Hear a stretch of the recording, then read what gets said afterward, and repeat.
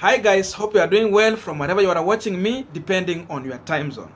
Now, the Deputy President William Samoei Ruto has repeatedly told Kenyans in all of his meetings and the rallies he has had, including the latest one he had in Kisii, that all of his competitors have no scorecard to show to Kenyans, that they have done nothing to Kenya from the time they got an opportunity to serve in leadership position. So this means that he's directing this to one Raila Odinga and all of the One Kenya Alliance principles. So I wanted to listen to him shortly, the way he explained himself and how he's explaining his scorecard to Kenyans, where he wants Kenyans to rate him during the 2022 general election when they get to the ballot. Then after this, I'm going to explain to you and confirm to you how far these other principles have played a role in Kenya as a country. Sasa kwa hii watu wote ambao wanatafuta kiti ya rais, si mnajua iko ule alikuwa prime minister, iko ule alikuwa vice president, iko mwingine alikuwa deputy prime minister, si mnajua? Sio wageni, ni watu tunawajua. Ama namna gani? Na amewahi kupata nafasi ya uongozi Kenya, si ndio?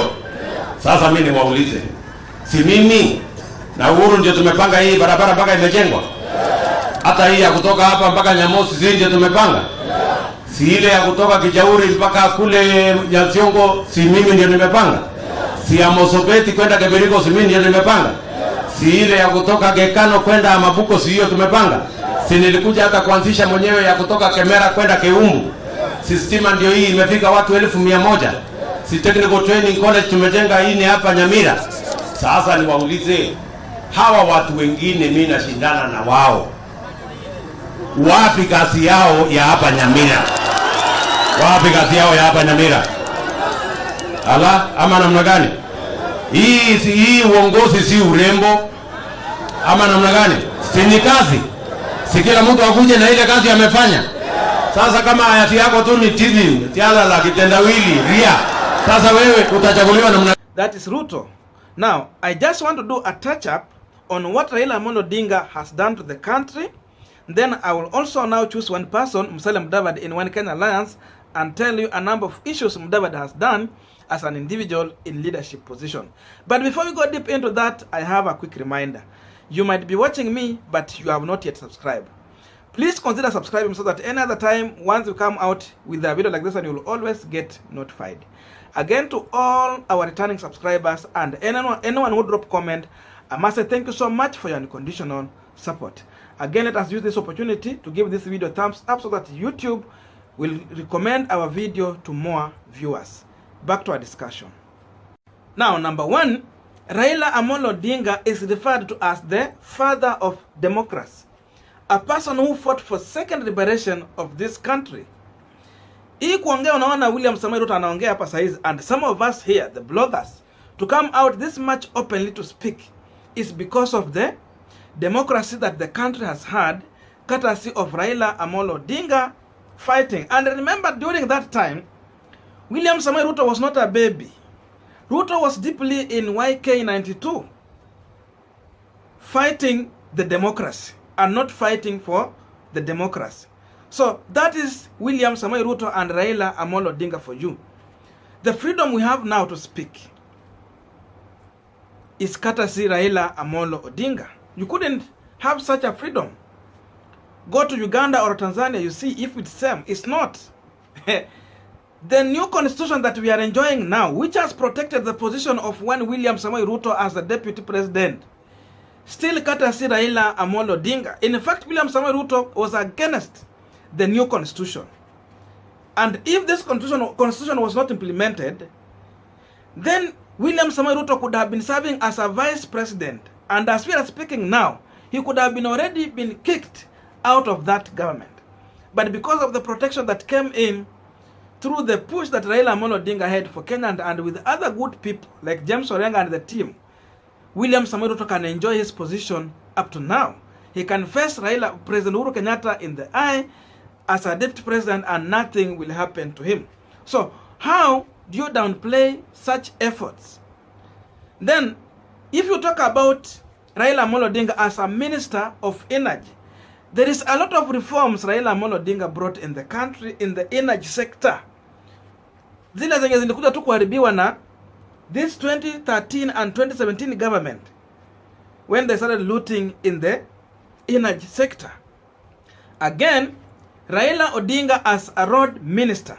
Talk about Kenha, Kera, Kura, all of these things. They were brought up as a brainchild of one Raila Amolo Odinga.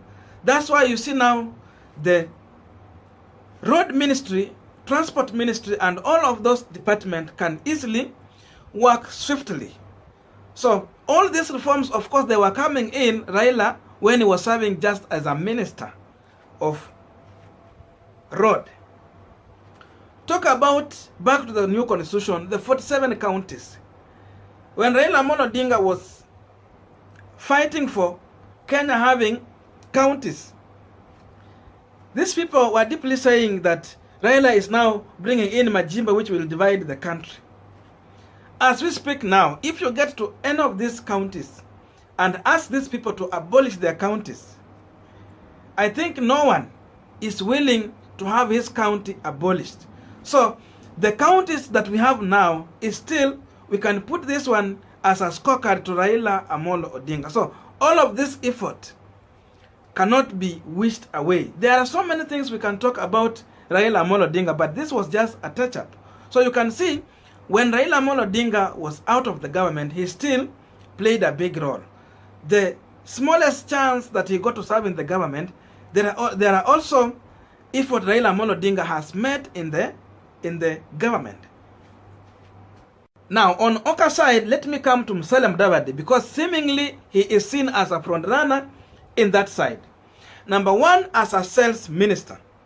Musalia Mudavadi brought in reforms in the sales sector by abolishing the restriction of movement of goods from one place to another, especially grains. During those era, you needed to have a permit for you to move goods from one place to another. So lazima uende kwa chief or sub-chief to write for you a permit. So the people who are involving themselves in business, the business community, should give a credit to one Musalia Mudavadi. Number two, we come to Musalia Mudavadi as a minister for local government. Mudavadi initiated a native fund which helped in the construction of marketplaces in each and every constituency. You see, now when you get to the market, you will see they are building sheds. There are good market stores that are now being constructed in every market center. That one you can give credit to Musalia Mudavadi. He's the one who initiated that fund. And now, as we are speaking now, every market has a fund. The cleaning of that market, people are now having good sheds. People are now having modern markets.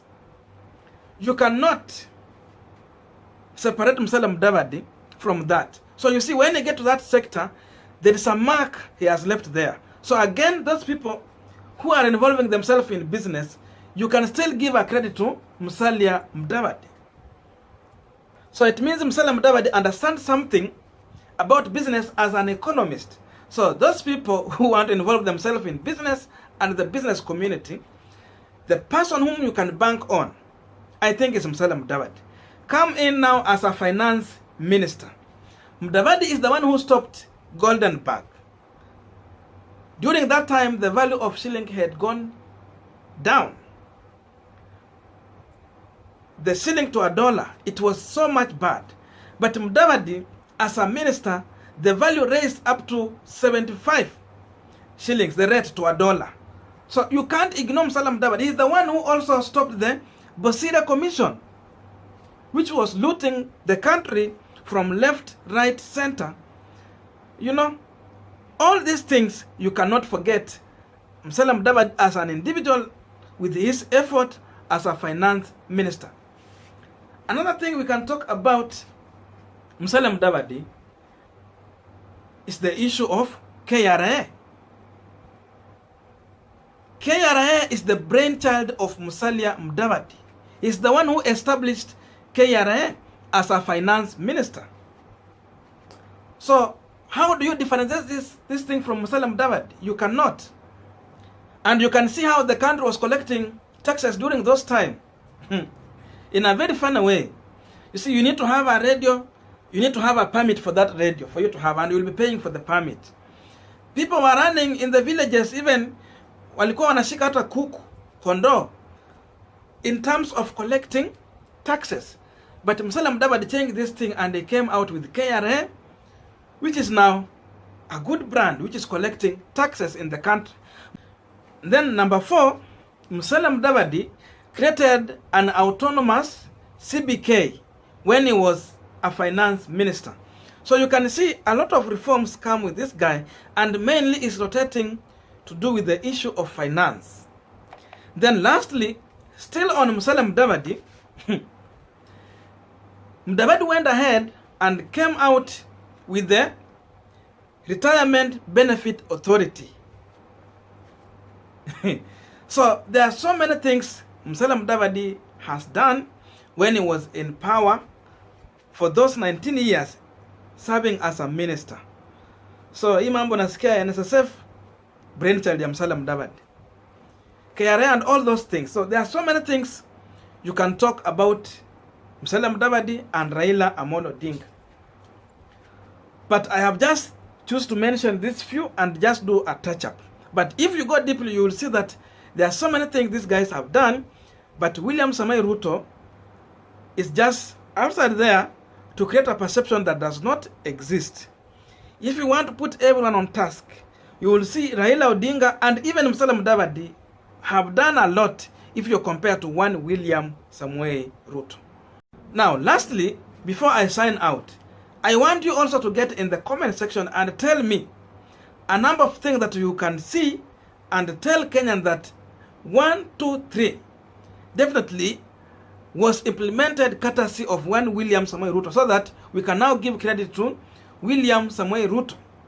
In fact, in my own thinking, if you talk about the 2013-2017 government, talk about something like the SGR, what you see there, you don't see development.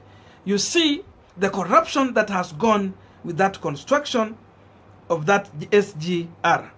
You come and talk about issues like internship that William Samoei Ruto was promising to the graduate. Up to now, where is that thing? It remained to be an wish. You talk about the promises that William Samoei Ruto gave when they were forming government with President Uhuru Kenyatta. All those stadium things that he was mentioning here. The fulfillment of those promises is not a half. So it means William Samoei Ruto can be a good person in promising, but when it comes to implementation, he is the worst people you can trust to implement anything once he gets to power. So the 9 years William Samoei Ruto has been in government, we can mention so many things. The Kimarer, the Aror Dam, all those scandals have happened, and these are a huge money that is being lost when William Samoei Ruto is serving in the government. Ruto was talking about 1 million jobs every year. Even in single year, there is nowhere they have gone even up to 500 jobs, just half of that one.